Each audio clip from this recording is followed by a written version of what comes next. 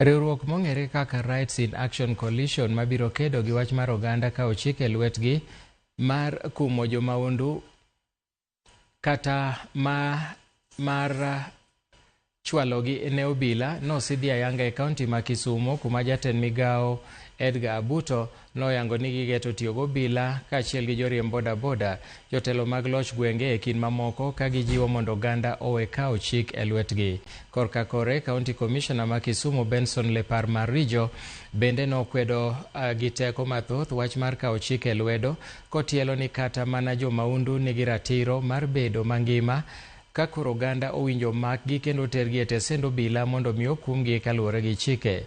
Jakom boda ma Kisumo Jacob Ochieng to noyango nokang' ma kamano siro kendo dhi kawo ting' mar puonjo jo boda mondo we donjore e weche ma kawo chik e lwetgi.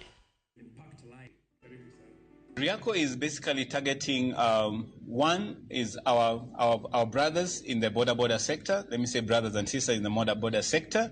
Many times when people are involved in mob injustice incidents, the border community is highly involved. So we are going to have conversation with the border family.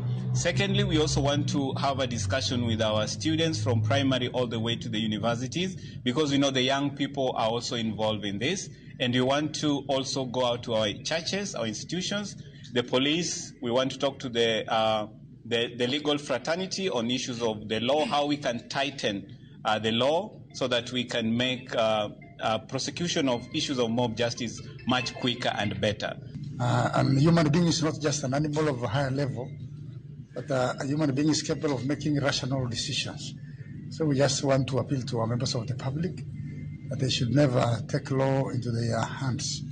If there is somebody they suspect to be a criminal, and they report the same to our police officers at the stations or posts. And I think when we are out here, we'll be advocates or lawyers to our people. We'll advise them and we'll caution them not to do such in case there is the need.